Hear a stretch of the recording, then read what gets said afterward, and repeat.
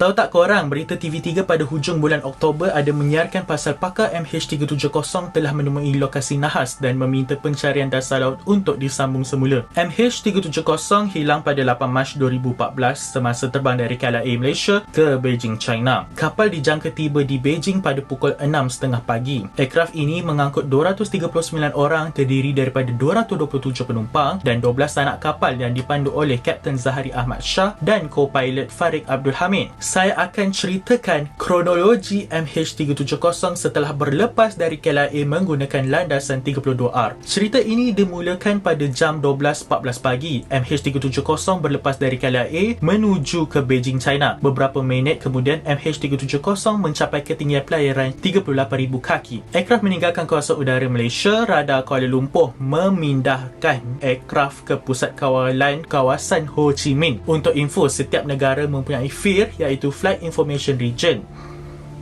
FIR ini adalah kawasan ruang udara yang ditentukan di mana maklumat penerbangan dan amaran diberikan. Goodnight Malaysia 370 merupakan komunikasi terakhir. Signal transponder mode S hilang dari skrin radar Kuala Lumpur dan radar Ho Chi Minh. Elektrik utama dimatikan serta-merta. Walaupun hilang dalam radar sekunder civilian, MH370 masih dikesan oleh radar tentera. 1.22 pagi, aircraft dialihkan arah U-turn dengan maksimum bank angle 26 dan time inilah sesuatu sedang berlaku dan sangat mencurigakan. Berdasarkan military radar, MH370 secara tiba-tiba naik ke atas ketinggian dari 35,000 kaki menjadi 45,000 kaki, di mana 10,000 kaki melebihi had paras altitude untuk Boeing 777 boleh terbang. Penumpang tidak berupaya untuk bernafas kerana kekurangan oksigen dan hypoxia pun berlaku. Aircraft terus terbang menurun altitude secara mendadak around 23,000 kaki ke semenanjung Malaysia. Tiada mesej dari ACARS iaitu Aircraft Communications Addressing dan Reporting System. Aircraft ACARS adalah sistem data link digital untuk penghantaran pesanan ringkas antara aircraft dan stesen darat melalui satelit Inmarsat. Inmarsat adalah sistem provider untuk komunikasi ini. Antara 1.30 hingga 1.52 pagi, radar lapangan terbang Sultan Ismail mengesan unknown aircraft sebanyak 4 kali. Mungkin MH370. Pada jam 1.52 pagi, telefon bimbit co-pilot dikesan oleh rangkaian terestrial. MH370 dikesan terbang ke selatan Pulau Pinang. Pada pukul 2 pagi, aircraft melintasi Selat Melaka berhampiran dengan Pulau Perak. 20 minit selepas itu, signal SATCOM, Satellite Communication, pun beroperasi semula. 2.25 pagi, sistem komunikasi satelit aircraft lock masuk ke rangkaian Inmarsat. Aircraft tersebut menjawab request setiap jam dari Inmarsat dalam satu siri handshake. Handshake aircraft membuat handshake pertama. Handshake ini ibarat lengkuk bulatan ataupun dikenali sebagai data ping. Data ping ini terbahagi kepada dua bentuk iaitu BTO, Burst Time Offset, dan BFO, Burst Frequency Offset. Melalui dua parameters ini, kita boleh plot anggaran kedudukan aircraft tersebut sepanjang perjalanan sama ada ke utara atau selatan. Dan disebabkan dua parameters inilah yang menunjukkan kecenderungan aircraft ke arah selatan berdasarkan research paper The Search for MH370 oleh Royal Institute of Navigation. Inmarsat telah membuat first call kepada aircraft cockpit pada jam 2.39 pagi, tapi tak ada siapa yang jawab. Handshake kedua sampai kelima dibuat selang 1 jam iaitu 3.41, 4.41, 5.41 dan